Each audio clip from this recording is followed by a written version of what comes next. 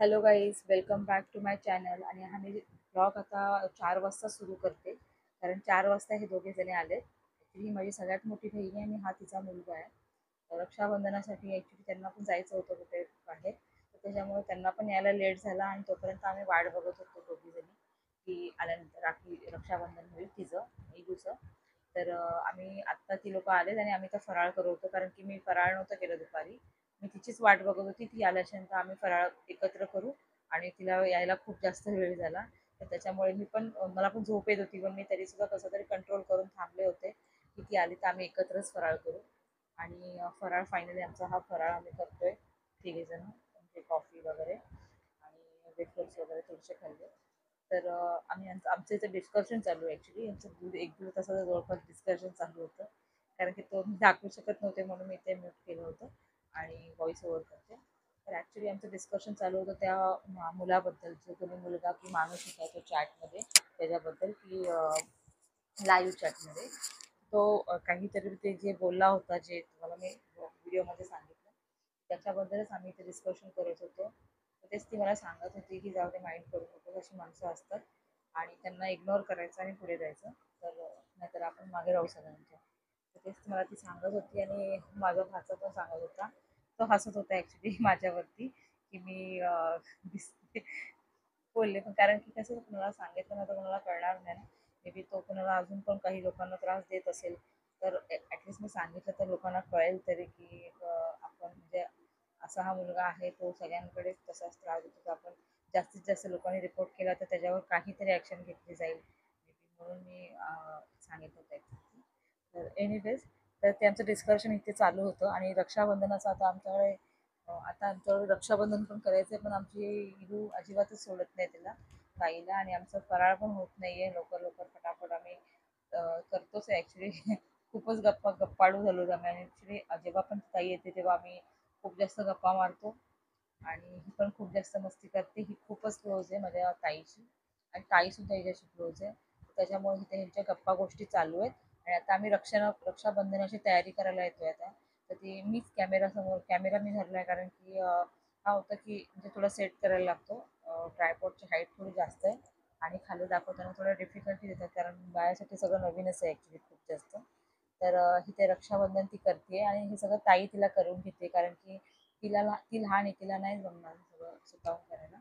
तर मी ताईला बोलली, मी कॅमेरा पकडते, तू हे कर म्हणून. आणि जे साडी वगैरे पण नेसणार होते, पण मला काय साडी नेसायला टाईम पण नाही मिळाला. टाईम म्हणजे तेच असतं ना, आपण वाट बघतो बघतो आणि मग बोर होतो. मग साडी घालून घरामध्ये वावरायला पण थोडासा डिफिकल्टीज येतात. म्हणून मी विचार केला की नाही, मी साडी नेसणार. मला कंटाळा पण आलेला नंतर आणि मन पण असं होतं ना, आधी मन आहे साडी नेसण्याचं आणि अचानकच मन म्हणजे गेलं असं, नाही बाबा आता मला नाही जमणार, मी नाही नेसणार, असं झालं माझं. तर मग मी साडी बघून काय नाही नेसली, मी नॉर्मली घरातले जे नॉर्मली कपडे असतात तेच घातले, जे मी रेग्युलरमध्ये घालते. तर इथे ताईने रक्षाबंधन केलं, म्हणजे ताईनेच केलंय तिच्याकडून, तिचे हात वगैरे धरून मध्ये लावून तिचा हात. तर इथे तिला पेढा उचलता येत नव्हता, तर ताईने उचलून दिला हातामध्ये आणि दादाला भरवते. तर दादाने स्वतःच खाल्ला, कारण की तिला भरवता येत नव्हता.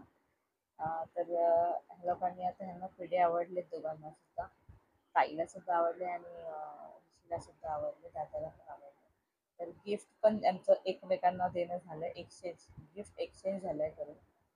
आणि मध्येच मी विसरले होते की मी चॉकलेट आणला होता, तर तो चॉकलेट द्यायचं राहिलेला म्हणून चॉकलेट दिला आणि पुन्हा कॅमेरा हँडल करत होते मी, कॅमेरा सांभाळत होते मी. आणि हे गिफ्ट बघून माझी इगो खूप जास्त खुश झाली, तर कारण त्याच्यावरती हनी बी आहे. खूप जास्त तिचे खुशीचा काही ठिकाणाच नव्हता, एवढी खुश झाली होती ती.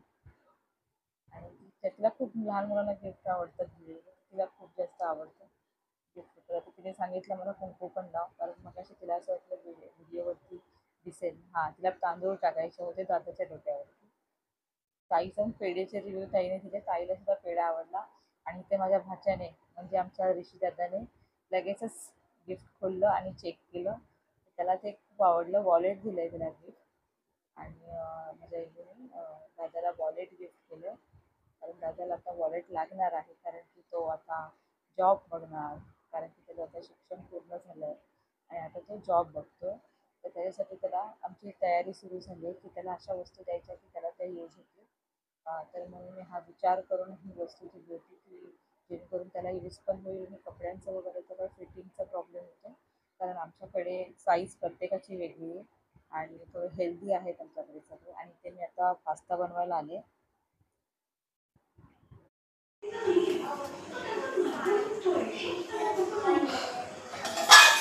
ताई गेली आहे, जाऊन लवकरच गेली ताई. थोडंसं तेल टाकलंय बघा, थोडंसं तेल घातलंय. ते पास्ता बनवते कारण की मला आता तेच तेच जेवण पण जेवण कंटाळा आलाय.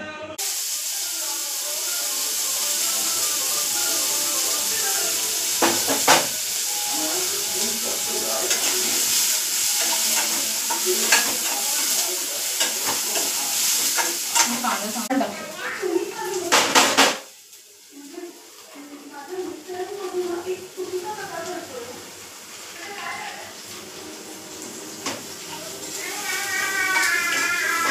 आज नाश्त्याला फक्त पास्ता बनवणार आहे, सॉरी आज जेवणाला फक्त पास्ता बनवणार आहे. म्हणजे राकेश पण खुश होईल आज आणि इलूला पण आवडते पास्ता. तर ह्याच्या मी थोडेसे मसाले टाकते. मसाले काय टाकते, हळद टाकते थोडीशी, कारण की तिला तिखट नाही झालं तर तिला तिच्या हिशोबाने मला थोडंसं विचार करून बनवावं लागतं.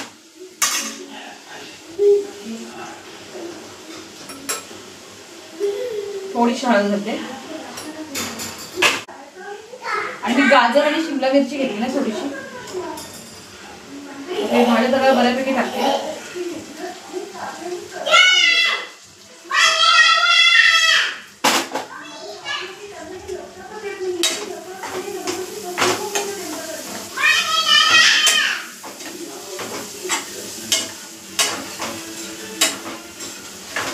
मी यात मॅगी मसाला टाकणार आहे.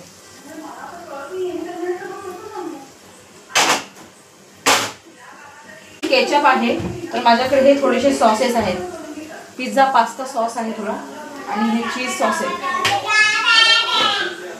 आय नो थोडंसं अनहेल्दी होतं, पण टेस्ट पण खूप गरजेची आहे.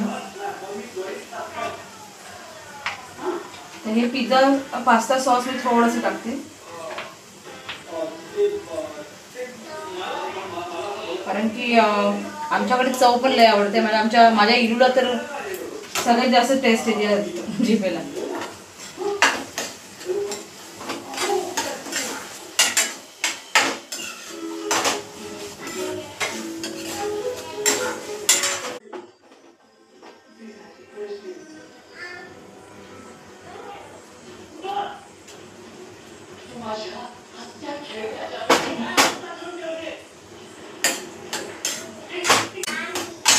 मी ते पास्ता पण उकडून ठेवलाय, पण मला असं वाटतं हा बॉईल पास्ता खूप जास्त मी केलाय चुकून.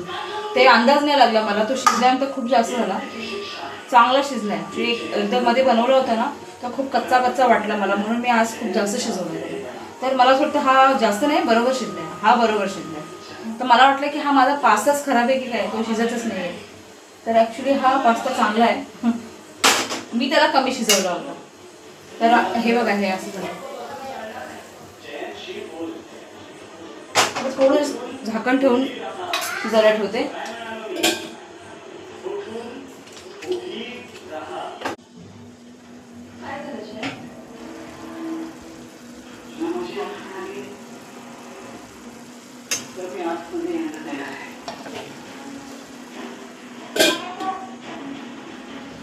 हे मी पास्ता शिजवून ठेवलाय, पण हा पास्ता खूप जास्त झालाय.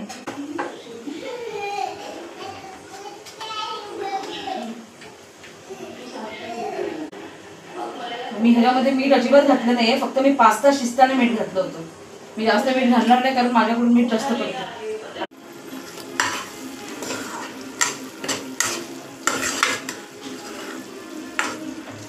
तर मी आता ह्याला पास्ता ॲड करते.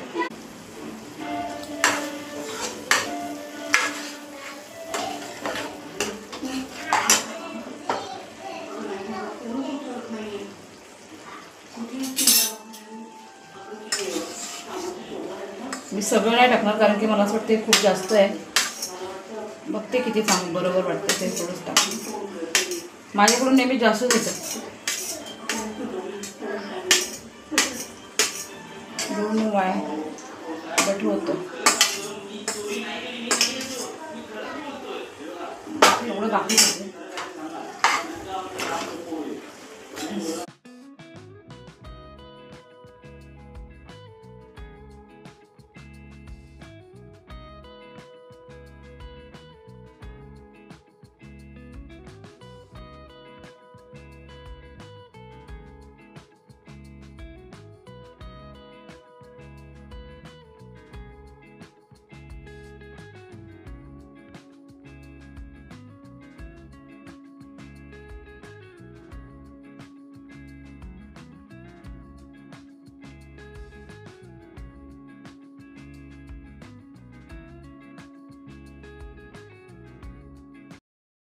तर आता झाली आहे रात्र, वाजलेत 9:30 वाजलेत. आता मला दुपारी झोपली पण नाही मी अजिबात, आणि मला खूप जास्त झोप येते.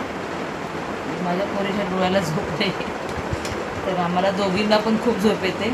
तर आता आम्ही आमचा ब्लॉग इथेच एंड करतो. आज ब्लॉगमध्ये भरपूर काय झालं, तर आम्हाला काय टाकायचं आणि काय नाही समजत नव्हतं. जेवढं टाकता येईल तेवढं टाकलं आहे. आणि माझ्या इलूची मला केस पण कट करायचे आहेत. 1-2 दिवसामध्ये डिसिजन घेईल मी फायनल. 1-2 दिवसामध्ये मी फायनल डिसिजन घेईल की जे केस बॉब कट करायचे, बॉय कट करायचे की टकलू करायचं. तिला केस तिची कशी कट करायचे. एकदमच खूपच मोठी केस आहेत, बघू शकता. मागे फिरून बघू दे, दाखव केस. ते बघा, ही केस खूपच लांब आहेत, हे बघा. तर आणि वाढतात पण खूप फास्ट तिची केस. तसं नाही करायचं. जवळपास 3.5 वर्षाची आहे सध्या ती. 3.5 वर्षाची आहे आता. 3.5 वर्षांनी आम्ही जवळपास 2 वेळा तिला टकलं करून झालं, पण तिची केस वाढतात खूप फास्ट. तर मी असं विचार केला की तिची केस बॉबकट नको, बॉयकट करून टाकेल. आणि मी असं ऐकलं केसांची जर ग्रोथ होत असेल ना, तर शरीराची ग्रोथ थांबते लहान मुलांची. आणि ती खूप बारीक पण झाली आहे. ती एवढी बारीक नव्हती आधी. जन्माला आली तेव्हा ती खूप जास्त तब्येतीने होती, आणि नंतर पण ती ॲक्च्युली चांगली होती तब्येतीने, पण ती आता खूपच जास्त बारीक वाटते. तर मला असं वाटतं की हेल्थ बरोबर कॉम्प्रोमाइज नको, आणि हेल्थ बारीक झाली तर मग ते आम्हाला बरोबर पण वाटत नाही, कारण आमच्या घरात इतका बारीक कोण नाही आहे. ती खूपच बारीक वाटते, आणि ती सावळी पण वाटायला लागली आता. पहिल्यांदा गोरी होती, आता ती सावळी वाटते. तुम्हाला माझा आजचा ब्लॉग जर आवडला असेल तर त्याला लाईक, शेअर आणि सबस्क्राईब करायला अजिबात विसरू नका. आणि भेटूया पुन्हा नवीन ब्लॉगमध्ये. Till then bye bye, good night.